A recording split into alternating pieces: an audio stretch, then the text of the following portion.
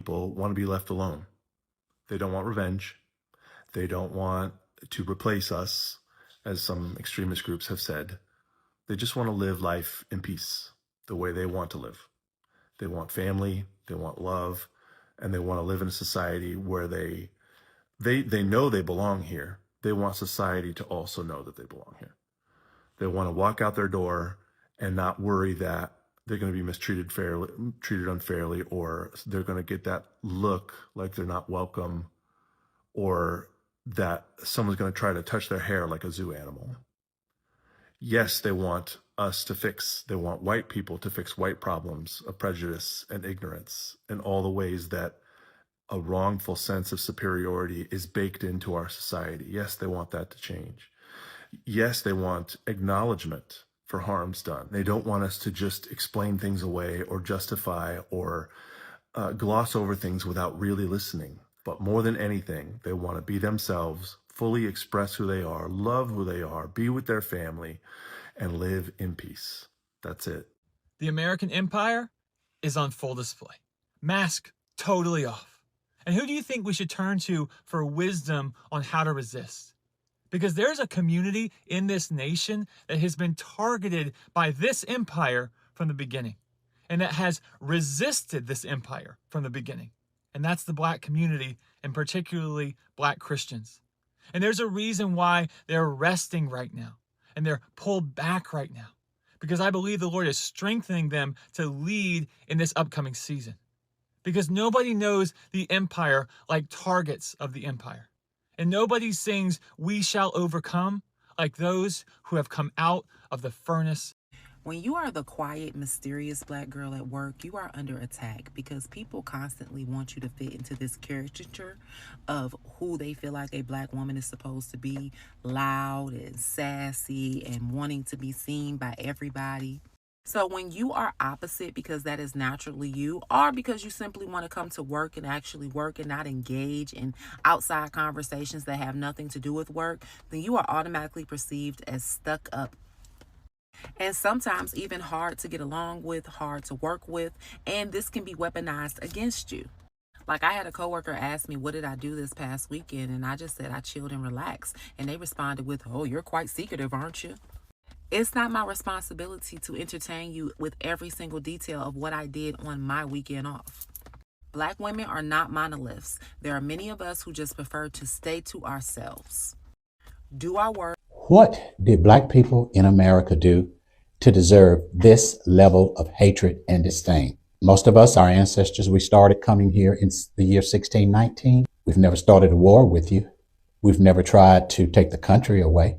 We've never undermined the country. So my question here in America, what did Black people do to deserve this level of ongoing hatred and disdain? That is my question. This is why nobody likes Black people. Because we're the oldest, we're the boldest, we're the baddest, we're the greatest. They know what we can do. They know who we are. We don't have no friends. The Chinese ain't our friend. The Arab ain't our friend. The Jew is not our friend. The Anglo-Saxon is not our friend. Nobody is the friend of the African. But we don't need no friends because we got our ancestors. We got the Most High, and we got each other. That's all we need.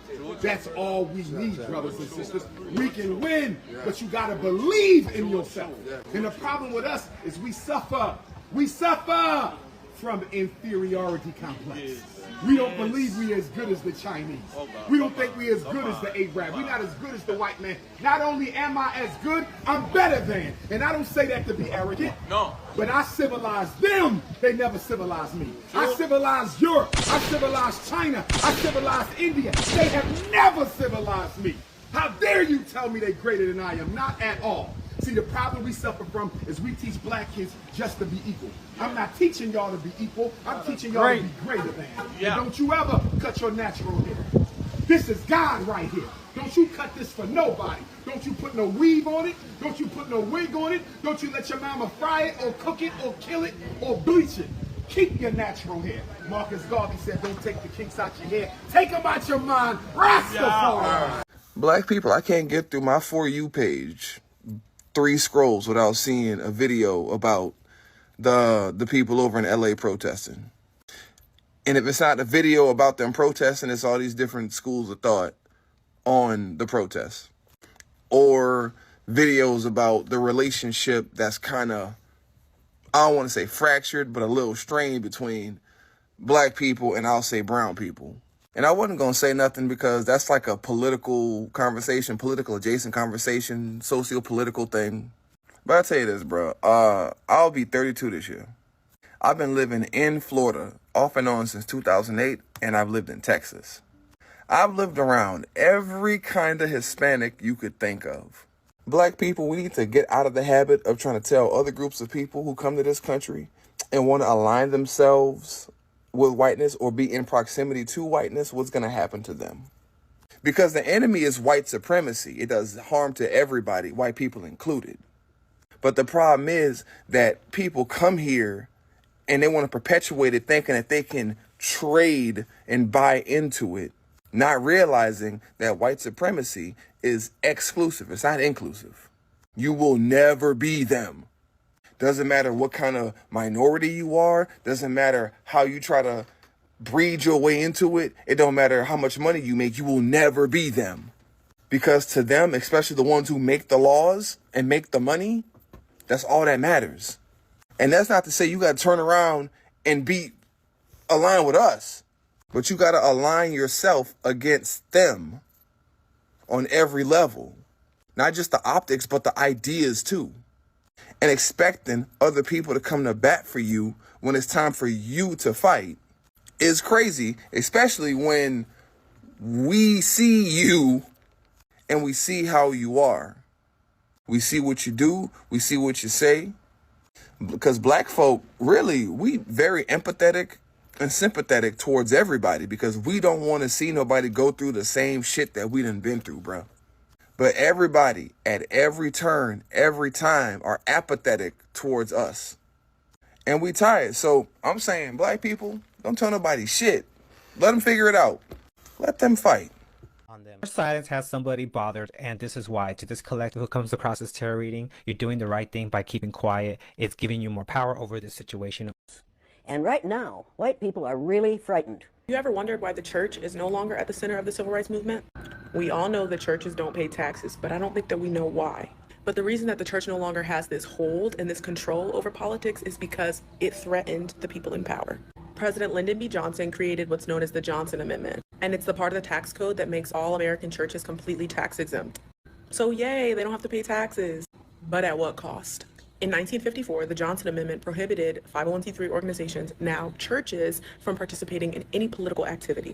It was through the church that the civil rights movement found its success. So the ability to sustain bus boycotts and other forms of resistance were all thanks to the church. MLK was a reverend, for Pete's sake. I mean, the church was giving President Johnson hell. Can I say that? So he was like, how can I shut these churches up? And he figured out how to do it. And to this day, we're still disconnected. In my opinion, I think racial justice and Christianity go hand in hand. I don't understand black people's kindness towards white people right now. As a trans person, I don't feel a lot of kindness towards society. I don't feel a lot of kindness towards transphobic people.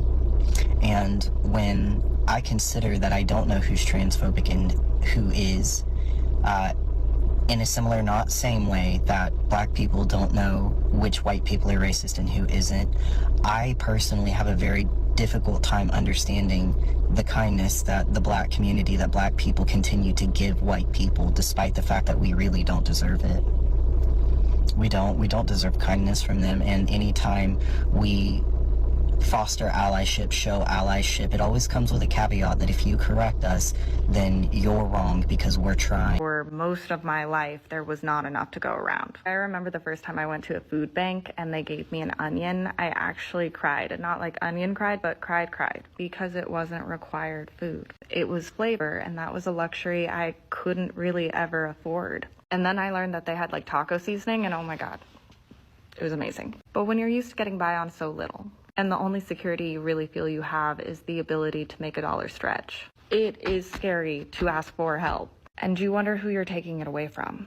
So when people take aid when they're destitute as opposed to like nearly, I think people can jump into judgment because they probably need the aid just as much as the person who received it, and they're scared it won't be there when they're long past needing it. And guys, there's enough to go around. Just a friendly reminder that in 15 years, everyone will claim that they were never a part of MAGA. So this has already started to happen, and I've noticed this being a stand-up comic who goes on tour. So in January, my husband and I performed in a city that was definitely very Republican conservative heavy. We drove down and there were Trump MAGA signs everywhere. When we performed our sets, it was very clear that it was a very conservative audience. Both my husband, Dave, and I have like a lot of progressive jokes in our set, so like we're on stage like rewriting our entire set as quickly as we possibly can to ensure that like we would get out of there alive. So recently we were hired back to perform in that same city. And since we already did it, we're like, okay, we now know what we're getting into. Let's, get sets prepared that we know will work in those cities. And we drove in and we noticed that the Trump signs were gone. Not just a few, we couldn't find one. The main drive that we took into the city was literally littered with MAGA. They were gone. We were shocked. Now, I'm sure in other parts of the city, I'm sure people still had their signs up, but it was like night and day from like the last time we came down, which was in January. And the crowd looked the same. They were about the same age group. They were dressed the same. They looked the same in terms of like ethnicity. It looked like a bunch of old white boomers. But Dave went up before me and I could see him about halfway through his set going, I'm gonna try something. And he did one of his really super progressive jokes. When I tell you, I have never seen that joke crush as hard as it did, I was shocked. It was a literal applause break. I was literally holding my breath while he was doing that joke. Because I was like, oh my God, they're going to turn on him. They're going to start throwing things at him. Literal applause break. So yeah, no, I'm seeing in little baby ways, it's already happening. It's not like enough. But yeah, no, people are already trying to erase their actions. So start keeping track of those receipts now because this whole story of black people demanding to be left alone is really scary. It's really disturbing white American. It's making them feel so uncomfortable and it's crazy because when somebody wants to be left alone, leave them alone. Give them their own space. Do your own thing peacefully. Welcome back to the It's Ososi. We're doing content covering about black people, the history, the heritage, the resilience, and the power the black people holds, right?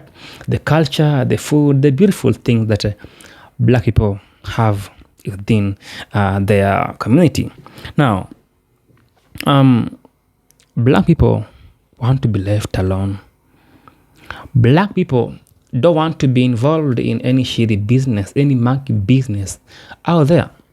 They want to do their own. They want to do their own issue. They want to mind their own business.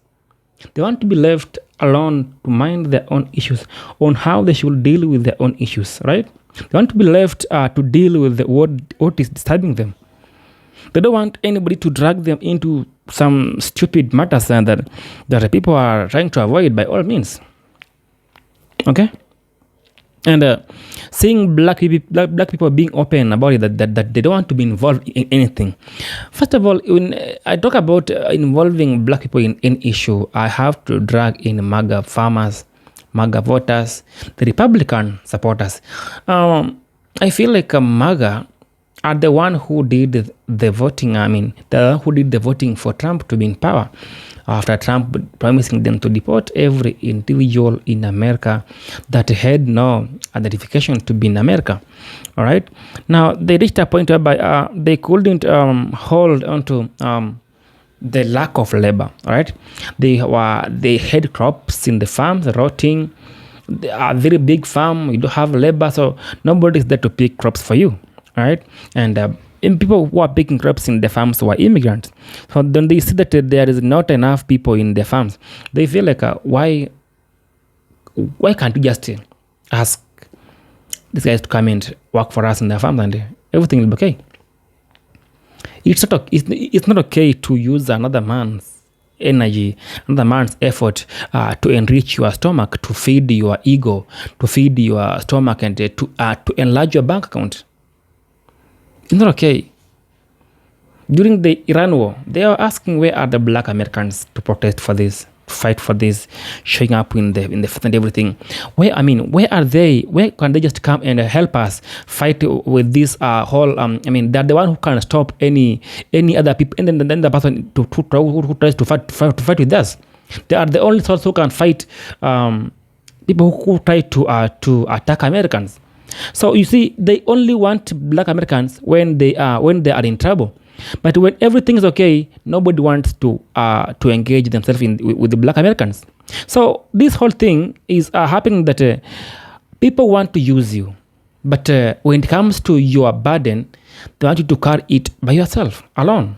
Struggle with your burden alone. But whenever they are in trouble, they want you to be there for them, help them, fight for them. Tell me in the comments. It's high time white people stop on depending on the black people for everything. Somebody must carry the cross, right?